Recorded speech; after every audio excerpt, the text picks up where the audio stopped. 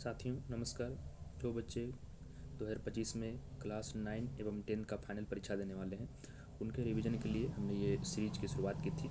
इस क्रम में पहला वीडियो हमने क्लास 9 का बहुपद का ऑलरेडी दे चुका है। ये बहुपद का ही वीडियो है लेकिन क्लास 10 का है, तो आज हम लोग इसका रिवीजन करेंगे। चलिए शुरू करते हैं। सबसे पहले पूर्व ज्ञान यानी कि जो हमने क्लास 9 में पढ़ा है, तो इस चैप्टर से संबंधित हमने क्लास 9 में जो पढ़ा था, पहला पॉइंट है बहुपद का घात।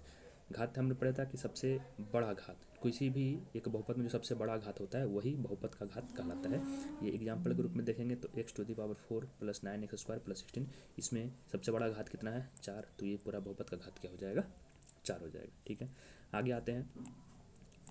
रैखिक बहुपद हमने देखा था कि जिस बहुपद का घात 1 होता है उसको रैखिक बहुपद कहते हैं, जिस बहुपद का घात 2 होता है उसको द्विघात बहुपद कहते हैं, जिस बहुपद का घात 3 होता है उसको त्रिघात बहुपद कहते हैं। ये उसका मानक रूप है सबका, रैखिक बहुपद, द्विघात बहुपद और त्रिघात बहुपद का। इसमें चर मान क्या है हमारे पास, x हमारे पास चर मान है, और ABCD जो है वो वास्तविक संख्याएं हैं जहाँ a बराबर नॉट जीरो, a जीरो नहीं होना चाहिए। ये पता है सबको कि जो पहला पद है उसका गुणांक क्या है हमारे पास a है। ठीक है, आगे देखते हैं। नेक्स्ट पॉइंट हमने देखा था बहुपद का शून्यक। तो शून्यक क्या होता है, हमने एग्जांपल देखा था कि एक हमारे पास बहुपद है x - 6। इसका मतलब x का वो कौन सा मान रखा जाए ताकि ये पूरा बहुपद का मान शून्य हो जाए।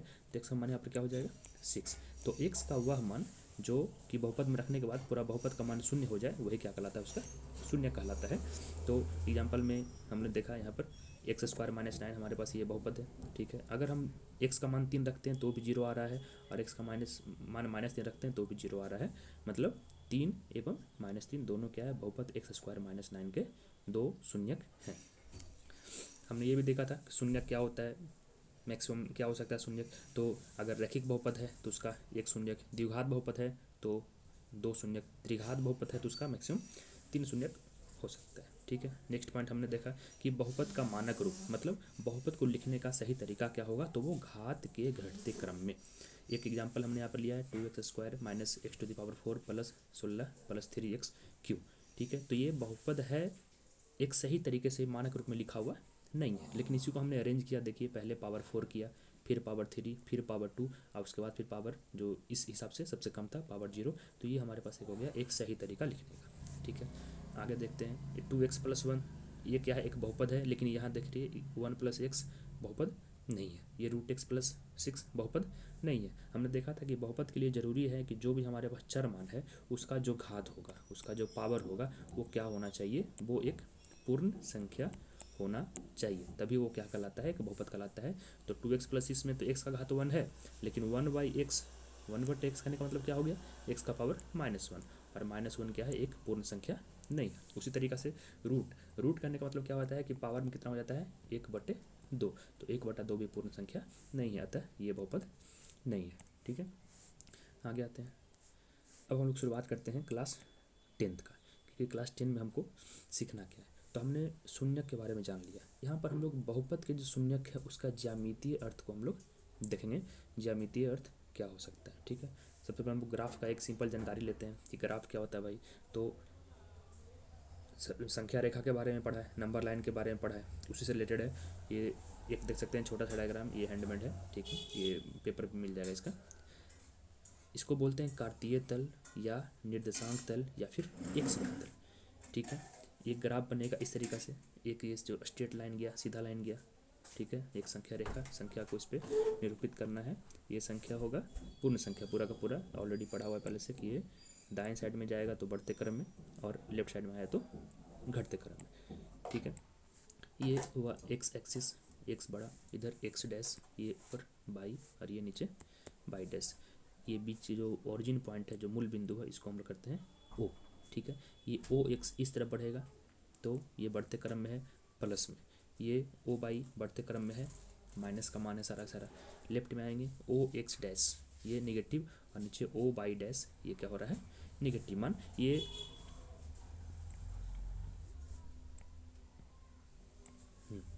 अब आगे हम लोग, ये 4 पार्ट में बटा हुआ है। तो पहले पार्ट को चतुर्थांश 1, ये 2, ये 3 और ये 4 बोला गया। ठीक है, पहले चतुर्थांश जो 1 है इसमें देख सकते हैं x का मान इधर से क्या जाएगा, सारा का सारा प्लस में, और y का मान इधर से जाएगा प्लस में, इसलिए इसको प्लस प्लस से डिनोट किया गया है। ये चतुर्थांश 2 में x का माइनस क्या हो जाएगा, x का मान माइनस में आ जाएगा इधर से, और y इधर से क्या आ जाएगा, प्लस में, इसलिए लिखा गया है। ये 3 में x और y दोनों माइनस, देख सकते हैं ये x इधर माइनस से आएगा, ये y भी इधर माइनस में आएगा, और चतुर्थांश ये 4 में x आ गया प्लस में और y आ गया माइनस में। ये एक सिंपल सा बेसिक जानकारी है, ठीक है। इसका नाम याद रखना भाई, इसको बोलते हैं कार्टेशियन प्लेन, यानी कि कार्तीय तल या निर्देशांक तल या फिर एक्स वाई तल। अब हम लोग देखेंगे कि ग्राफ में इस्तेमाल क्या होता है, जो हमने बहुपद का जो शून्यक निकाला है, जो उसका क्या इस्तेमाल हो सकता है, ठीक है। तो देखिए ये एक एग्जाम्पल से यहाँ पर दिखाते हैं, एग्जाम्पल के रूप में। ये क्या है, ये हमने बुक से ही लिया है। यहाँ पर हमारे पास एक बहुपद है y बराबर 2x प्लस 3। अब ये y यहाँ पर अचर मान है, x अचर मान है, तो x y का कुछ तो वैल्यू होगा, दोनों एक दूसरे से रिलेटेड है। तो अगर हम x का मान -2 रखते हैं तो y का मान क्या आता है -1। सॉल्व कर लेना इसको, x का मान -2 रखेंगे तो ये 2 इंटू -2 और प्लस 3 क्या हो जाएगा -1, ठीक है। मतलब x का मान -2 तो y का मान -1। अगर x का वैल्यू हम 2 रखते हैं तो 2 दूना 4 प्लस 3 कितना हो जाएगा, y का मान 7 हो जाएगा। तो देखो ये एक सिंपल सा वही ग्राफ है, इसको इस तरीके से डिनोट किया गया है, ये लाइन। अब x का मान -2, y का मान -1, तो x माइनस में इस तरफ जाएगा लेफ्ट की साइड में, और y -1 कहाँ जाएगा, वो भी जाएगा ये नीचे की साइड में, ठीक है। तो इसको पहले मिलाते हैं, कहाँ पर होता है, देखो x का मान क्या हो जाएगा -2, किस पॉइंट पे आ रहा है, देखो x का मान -2 यहाँ आ रहा है, और y का मान कहाँ आ रहा है -1 यहाँ पर आ रहा है। तो दोनों को सामने सामने मिलाएंगे, इस पॉइंट पे आया है, यानी ये जो हमारे पास बिंदु हो गया, ये हो गया -2 -1, यानी कि x -2 और y -1, ठीक है। x का वैल्यू 2 और y का वैल्यू 7, तो x का 2 पॉजिटिव यहाँ पर आ रहा है, ठीक है, और y का वैल्यू 7 वही पॉजिटिव यहाँ पर आ रहा है। अब दोनों को सामने मिलाएंगे तो इस जगह पर क्या हो रहा है, मिल रहा है 2 7। अब ये जो 2 निर्देशांक हुआ x y का मान को, अगर हम इन दोनों को मिला रहे हैं, देखो ये अगर सीधा सीधे इसको मिला रहे हैं, पूरा पूरा सीधा सीधा इसको मिला रहे हैं, तो वो क्या हो जा रहा है, ये देख सकते हैं, ये एक सीधा लाइन, एक सरल रेखा बन रहा है। ये क्या बन रहा है, एक सरल रेखा बन रहा है, बिल्कुल स्ट्रेट लाइन बन रहा है। देखो यहाँ पर ये मान था -2 -1, यहाँ है 2 और 7, इसको मिलाते हैं तो क्या हो रहा है, एकदम सीधा लाइन बन रहा है। तो हम इसे ये बोल सकते हैं, ये जो चूँकि मेरे पास एग्जाम्पल है y बराबर 2x प्लस 3, ये कौन सा बहुपद है, ये है रैखिक बहुपद। तो अगर रैखिक बहुपद को हम लोग कार्तीय तल पर उसके निर्देशांक को मिलाने से जो ज्यामितीय आकार बन रहा है वो क्या बन रहा है, एक सिंपल एक स्ट्रेट लाइन, यानी कि एक सीधी रेखा बन रही है, एक सरल रेखा बन रही है। ये तो इसका डायग्राम है, लेकिन ये देखिए ये जो है, ये सीधा लाइन जो है, ये इधर से आया, ये बाई एक्सिस को, बाई अक्ष को काटते हुए एक्स अक्ष को काट रहा है। एक्स अक्ष को काट रहा है कि हाँ इस पॉइंट पे काट रहा है, एक्स अक्ष को इस पॉइंट पे काट रहा है। तो जिस पॉइंट पे ये एक्स अक्ष को कट करेगी वही क्या हो जाएगा, इसका शून्यक हो जाएगा, वही इसका शून्यक हो जाएगा। अब यहाँ पर जिस पॉइंट पर कट रहा है एक्स एक्सिस, उसका नाम क्या है, ये -3/2, -3/2 कैसे भाई, इसको देख लियो। अगर लेफ्ट में बढ़ते हैं यहाँ से, ये यहाँ से यहाँ तक 1, ठीक है, और 1 और 2 के बीच में ये कट रहा है, 1 और 2 के बीच में, यानी कि आधा, तो 1 + 1/2, इसको जोड़ देंगे तो क्या आ जाएगा 3/2, और चूँकि ये माइनस में है तो क्या हो जाएगा, ये -3/2। तो ये इसका है निर्देशांक पॉइंट, ठीक है। इससे हमको ये ध्यान रखना है कि अगर बहुपद रैखिक है तो वो डायग्राम जो उसका बनता है वो एक सीधी रेखा बनता है, और वो एक्स एक्सिस को एक ही पॉइंट पे काटेगी, क्योंकि इसका शून्यक भी कितना होने वाला है, एक शून्यक होगा, तो कितने पॉइंट पे काटेगा, एक पॉइंट पे काटेगा, ठीक है। दूसरा एग्जाम्पल देखते हैं आगे। ये एक एग्जाम्पल लिया हमने, ये देखिए यहाँ पर ये क्या है, ये एग्जाम्पल है y = x² - 3x - 4। ये कौन सा बहुपद है भाई, ये है द्विघात बहुपद। तो अभी देखेंगे कि इसका डायग्राम कैसा बनता है और क्या कंडीशन इसमें आते हैं। अगर हमने मान रखा है, यहाँ पर देखिए बहुत सारा मान रखा हुआ है, x का मान अगर -2 रखते हैं तो y का मान क्या आ जाएगा 6 आ जाएगा, x का मान -1 तो y क्या आ जाएगा 0 आ जाएगा, x का मान 0 तो y का मान -4। इस तरीके से ये पूरा का पूरा इसका है। इस कंडीशन में 2 बार देखिए, हम लोग पढ़े हैं कि द्विघात समीकरण है या फिर द्विघात बहुपद है, उसका मैक्सिमम कितना शून्यक हो सकता है, 2 शून्यक हो सकता है। देख सकते हैं यहाँ पर एक शून्यक तो इसका -1 है, जिसको रखने के बाद y क्या आ गया 0 आ गया, और एक शून्यक इसका यहाँ पर 4 है, जिसको रखने के बाद y क्या आ गया 0 आ गया। ये सारा मान को जब हम यहाँ पर रखते हैं, ये -2 6 स्टार्टिंग का है, -1 0, ठीक है, फिर 0 -4 यहाँ पर, फिर 1 -6, फिर 2 -6, फिर 3 -4, इस तरीक़ा से ये सारा इसका मान हुआ। अगर इसको हम मिला रहे हैं तो देख रहे हैं ये आकार बन रहा है, ये एक आकार बन रहा है इस तरीक़ा से। इस आकार को हम लोग क्या बोलते हैं? पैराबोला। क्या बोलते हैं? पैराबोला। यहाँ पर लिखा हुआ है, क्या बोलते हैं इसको? पैराबोला। हिंदी में क्या बोलते हैं? परवलय। परवलय आकार का जो बिल्कुल इस तरीक़ा से मुड़ जाए, ऊपर से नीचे या फिर नीचे से ऊपर इससे मुड़ जाए, उसको क्या बोलते हैं? परवलय आकार। इस कंडीशन में भी देखते हैं तो ये लगता है, देखिए एक्स अक्ष को, ये पूरा रेखा, ये पूरा जो डायग्राम है, एक्स अक्ष को कितनी बार काट रही है? 2 बार। एक यहाँ और दूसरा यहाँ। एक्स का मान यहाँ पर -1, बाई का मान 0, यहाँ पर एक्स का मान 4 और बाई का मान 0। यही 2 शून्यक है। एक शून्यक यहाँ पर था -1, जिसको रखने के बाद बाई 0 आ रहा था, और एक आ रहा था 4, जिसको रखने के बाद 0 आ रहा था। तो इससे भी ये सीखना मिलता है पहला कि द्विघात बहुपद का जो ज्यामितीय आकार होता है वो किस आकार का होता है? तो वो पैराबोला आकार का होता है, यानी कि परवलय आकार का होता है। कौन सा आकार होता है? परवलय। ये ऊपर से नीचे भी हो सकता है और नीचे से ऊपर भी हो सकता है। दूसरा, ये एक्स अक्ष को 2 बार काटती है, इसका मतलब इसका बहुपद, इसका शून्य कितना होगा? 2 होगा। हम लोग ऑलरेडी जानते हैं कि द्विघात बहुपद का शून्य 2 होता है, लेकिन ये पूरा रिलेटेड है इस तरीक़ा से, ये पूरा जुड़ा हुआ है कि बहुपद द्विघात रहेगा, इसका मतलब इसका घात कितना हो गया? 2। शून्यक, अधिकतम शून्यक कितना हो जाएगा इसका? 2। इसका गुणनखंड भी कितना हो जाएगा? 2। और ये एक्स अक्ष को कितने बार काटेगी? 2 बार। ये पूरा एक दूसरे से जुड़ा हुआ है, इसको ध्यान में रखना है। ठीक है, आगे बढ़ते हैं हम लोग नेक्स्ट पॉइंट की ओर। यहाँ पर ये वही दिया गया है कि अगर हमारे पास एक ये बहुपद है, कैसा बहुपद है? द्विघात बहुपद है, तो इसके अधिकतम कितना शून्यक हो सकते हैं? 2 शून्यक हो सकते हैं। इसके अधिकतम कितना शून्यक हो सकते हैं? इसके 2 शून्यक हो सकते हैं। ठीक है, तो पहला कंडीशन में हम लोग अगर देखें यहाँ पर, तो ये देखिए आकार इस तरीक़ा से बनेगा, ये इस तरीक़ा से परवलय आकार में है, पैराबोला आकार में है, जो कि एक्स अक्ष को 2 बिंदु पर काट रही है, क्योंकि इसका 2 शून्यक ये दर्शाता है क्या इसका होगा? 2 शून्यक होगा। ठीक है, इस कंडीशन में ये क्या है? वही आकार है, परवलय आकार ही है, बस ये नीचे की ओर है।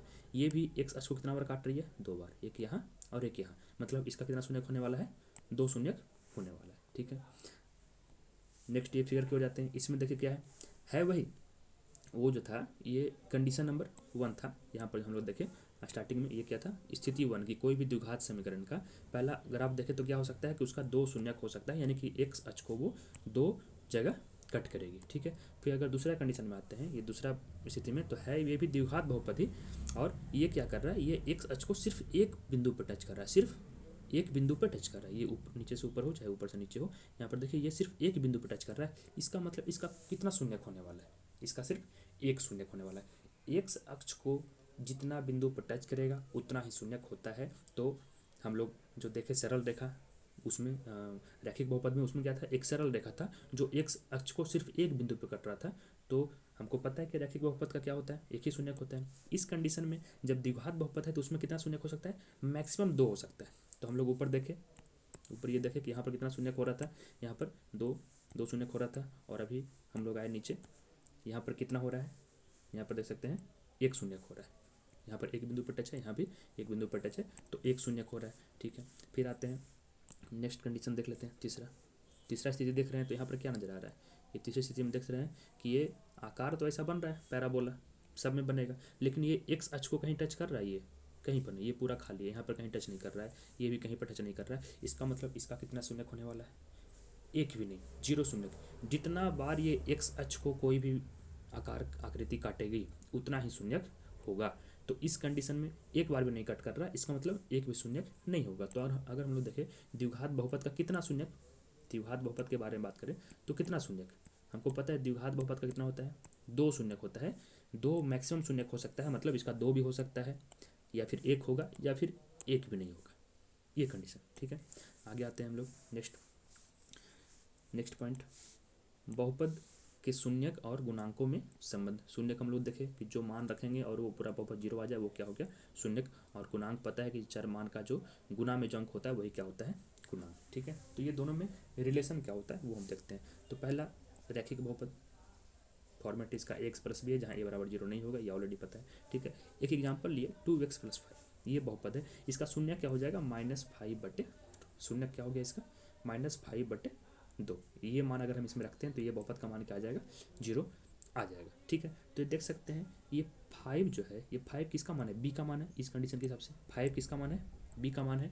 और a किसका मान है? 2 का मान है, b/a ए। इसका शून्य क्या हो रहा है, -b/a। तो b क्या है, वो अचर बहुपद, और a क्या है, गुणांक। किसका गुणांक, x का गुणांक, जो सबसे बड़ा घात है उसका गुणांक। ये एग्जाम्पल पे आए, देखिए द्विघात बहुपद में फॉर्मेट ax² + bx + c ये बराबर नॉट जीरो, ए जीरो नहीं होना चाहिए। ये एग्जाम्पल लेते हैं x² + 5x + 6। इसके बाद दो शून्य होंगे, एक होंगे -3 और एक हो जाएगा इसका -2। ठीक है, तो दो शून्य को हम नाम दे दिए अल्फा बीटा, अल्फा, और एक शून्य का नाम दे दिया हम बीटा। अब ये दोनों शून्यक में रिलेशन क्या है, अगर हम दोनों शून्यकों को जोड़ते हैं अल्फा प्लस बीटा, तो -3 और माइनस तो जोड़ देंगे तो क्या हो जाएगा, -5 हो रहा है। ठीक है, अब देख सकते हैं -5 अगर हम दोनों को जोड़ के -b/a लिख, -b/a, तो b का मान यहाँ पर कितना है, 5 है, और a का मान कितना है, 1 है, तो 5/1 क्या हो जाएगा, 5 हो जाएगा, और माइनस करेंगे तो क्या हो जाएगा, -5। देख सकते हैं कि अगर हम दोनों शून्य को जोड़ते हैं तो ये एक इस तरीका से फॉर्मूला पर सेट हो रहा है, -b/a। उसी तरीका से अगर हम लोग आए गुणांक में, गुणांक में आए ये दो शून्य अल्फा गुना बीटा, तो -3 गुना -2 क्या हो जाएगा, +6। तो +6 को अगर देखेंगे तो ये c/a पे टूट रहा है, c का मान कितना है, 6 है यहाँ पर, और a का मान कितना है, 1, तो 6/1 6 हो रहा है। तो बहुपद का शून्यक और बहुपद के जो गुणांक है उनमें रिलेशन, तो दोनों यहाँ पर देख सकते हैं क्या हुआ कि दोनों शून्य को जोड़ दिए तो ये इस फॉर्मूला पे सेट हो गया, दोनों को गुना किए तो ये भी इस कंडीशन में सेट हो गया। यही हो गया हमारे पास बहुपद का शून्यक और बहुपद का गुणांक में संबंध। ठीक है, ये तो द्विघात बहुपद का हो गया, ये सब ज़्यादा यूजफुल है। ठीक है, फिर अगर हम लोग त्रिघात में आए, इसमें भी ये है त्रिघात बहुपद ax³ + bx² + cx + d, जहाँ a बराबर नॉट जीरो। एक एग्जाम्पल इसका ही लेके चल रहे हैं, इसका शून्यक 3 हो गया, एक हमने नाम दे दिया अल्फा, फिर बीटा और फिर गामा। ठीक है, एक शून्यक 3, एक -1 और एक -1/3। अगर इसमें भी हमें चीज़ को नापें कि तीनों शून्य को जोड़ दिए तो उसका कंडीशन -b/a के रूप में आ रहा है। ठीक है, अगर तीनों को हम गुना कर दिए तो -d/a के रूप में आ रहा है, और ये अगर अलग गुना किए alpha into beta plus beta into gamma plus gamma into alpha, तो ये क्या हो गया, ये c/, के रूप में आ रहा है। तो यही क्या है हमारे पास कि बहुपद का शून्यक और बहुपद का गुणांक, ये दोनों में संबंध, ये दोनों में संबंध। अब इसको याद कैसे रखना, ये ध्यान देना है। गलती कहाँ पर होता है, तो गलती दो ही जगह होगा भाई, माइनस प्लस में गलती होगा और BC आगे पीछे उसमें गलती होगा। तो ध्यान रखना है कि हम लोग ABCD जब पढ़ते हैं, ABCD इस तरीका से, तो A पहले नंबर पे आया, B दूसरे नंबर पे, C तीसरा, D चौथा, इस तरीका से। तो जो सम संख्या वाले नंबर पे आएगा, सम संख्या वाले नंबर पे आएगा वो क्या होगा, हमेशा माइनस में, -b। ठीक है, -d, देख सकते हैं यहाँ पर -b/a आया था, यहाँ पर क्या -d/a आया था। ठीक है, नीचे हमेशा a ही रहने वाला है, नीचे हमेशा a रहेगा, याद रखना। और जब भी कोई शून्यकों का गुना करते हैं, तो कोई भी एक एग्जाम्पल अगर हम लेके चले, x² - 5x + 6, अगर हम शून्य का गुना करते हैं तो वो हमेशा अचर बहुपद के ही बराबर आता है। हमेशा किसके बराबर आएगा, अचर बहुपद के बराबर। यहाँ देख सकते हैं ये गुना किए, कितना आया, -d/a। ठीक है, तो ये क्या आएगा, -3 के बराबर आ जाएगा। इसमें अगर ऊपर जाए ये बहुपद में, यहाँ पर अगर गुना करेंगे तो देखो यहाँ पर क्या आ रहा है, +6। ये देखिए अचर मान में कितना है, +6। तो ये एक तरीका होगा कि याद रखना कि जो शून्यकों का जो गुणांक होता है वो हमेशा क्या होगा, तो अचर बहुपद के बराबर आएगा। ठीक है, और शून्यकों का जो भी योग होगा वो हमेशा -b/a। -b/a करने का मतलब हो गया, जब भी हम कोई बहुपद लिखते हैं ax² + bx कुछ भी, तो पहला में a आएगा, दूसरा में b आएगा, ये ध्यान देना है। तो -b/a, ये दो तरीका से याद रहेगा, और इसी पर ज़्यादातर क्वेश्चंस आएगा। ठीक है, तो ध्यान रखना है ये द्विघात बहुपद, त्रिघात बहुपद और रैखिक बहुपद के शून्यक और गुणांक में क्या रिलेशन हुए। जो फॉर्मूला इंपॉर्टेंट है, -b/a शून्यकों का योग और c/a हो गया शून्यकों का गुणांक, किसमें, ये हो गया हमारे पास द्विघात बहुपद में, और -d/a ये बहुपदों का गुणांक हो जाएगा हमारे पास त्रिघात बहुपद, ये ध्यान देना है। ठीक है, नेक्स्ट हम लोग बढ़ते हैं आगे।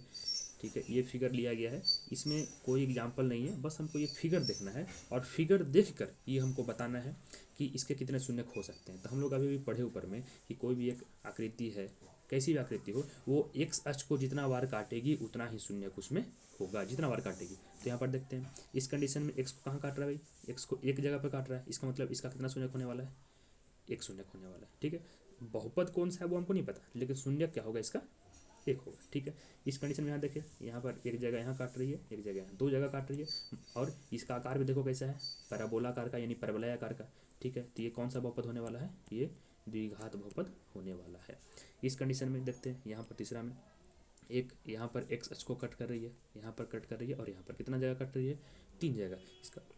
इसका मतलब इसके शून्य कितने वाले होने वाले हैं, इसके 3 शून्य होने वाले हैं। इस कंडीशन में देखेंगे ये x अक्ष को सिर्फ एक जगह कट कर रही है और ये देखो एक सीधा लाइन है और एक जगह कट कर रही है। इसका मतलब ये कितना शून्य होने वाला है, 1 होने वाला है। और ये कौन सा बहुपद होने वाला है, ये रैखिक होने वाला है, क्योंकि सीधा लाइन एक सरल रेखा किसमें बनता है, उसी में बनता है। यहाँ पर आएंगे 5वें नंबर पे, तो ये क्या है, ये देखो एक पैराबोला आकार का यानी परवलय आकार का बन रहा है, लेकिन एक्स अक्ष को कट कितना जगह कर रहा है, सिर्फ और सिर्फ एक जगह। इसका मतलब ये बहुपद कौन सा होने वाला है, द्विघात, क्योंकि पैराबोला आकार का है, परवलय आकार का द्विघात बहुपद। लेकिन शून्य कितना होगा इसका, 1, क्योंकि ये एक्स अक्ष को सिर्फ एक जगह कट कर रही है। 6ठे नंबर पे आते हैं, ये देखो 1 2 ये 3 और ये 4, ये कितने जगह एक्स अक्ष को कट किए, 4 जगह। मतलब ये कितना शून्य होने वाला है, 4 शून्य ये इसमें होगा, ये फिक्स है। तो ये एक रिवीजन हो गया। इस तरीके से इसमें एक जगह काटा तो 1 शून्य, ये 2 शून्य और द्विघात बहुपद, ये 3 शून्य, ये इसमें 1 शून्य क्योंकि एक जगह काटा, और ये रैखिक बहुपद, ये द्विघात बहुपद है लेकिन शून्य कितना है, 1, और इसमें ये 4 जगह काट रहा है, तो ये इसका कितना शून्य हो जाएगा, 4 शून्य हो जाएगा। तो ये बिल्कुल माइंड में याद रखना है कि रैखिक मतलब घात भी एक, उसका शून्यक भी एक, और एक्स अक्ष को काटेगी भी एक बार, ठीक है। द्विघात मतलब उसका घात 2, उसका शून्यक भी अधिकतम 2, अधिकतम 2 करने का मतलब है कि 2 भी हो सकता है, 1 भी हो सकता है, 0 भी हो सकता है, और वो एक्स अक्ष को काटेगी भी कितना जगह, तो जितना शून्यक अगर 1 रहा तो एक जगह, 2 रहा तो 2 जगह, 1 भी नहीं रहा तो एक भी जगह नहीं काटेगी, उस तरीके से। तो इस तरीके से याद रखना है मैप वाइज क्वेश्चन, ठीक है। आगे बढ़ते हैं हम लोग, ठीक है, लास्ट है भाई, इतने तक ही है। तो द्विघात समीकरण, ये बहुपद क्लास 10 का बहुपद में हम लोग इतना अच्छा जानकारी लिए, ठीक है। इसको एक बार रिवाइज करना है, खास करके रिलेट करके, वही जो बताया कि जैसा बहुपद वैसा ही उसका घात, वैसा ही उसका शून्यक, और उसी तरीक़ा से वो ग्राफ को एक्स अक्ष को काटेगी, ग्राफ को एक्स अक्ष पे वो उसी तरीक़ा से काटेगी, यही ध्यान रखना है बात को, ठीक है। रिवीजन के क्रम में आगे और भी वीडियो आएंगे क्लास 9 और क्लास 10 दोनों का। पहले क्लास 9 का आएगा फिर क्लास 10 का, ताकि रिवीजन करने में आसानी रहे। जो बच्चे 10th की परीक्षा दे रहे हैं वो 9 को भी रिवीजन करते हुए चलेंगे, कोई ज़्यादा समय तो लगेगा नहीं रिवाइज करने में, और जितना क्वेश्चन हो सकता है प्रैक्टिस करेंगे। मिलते हैं अगले वीडियो में, धन्यवाद।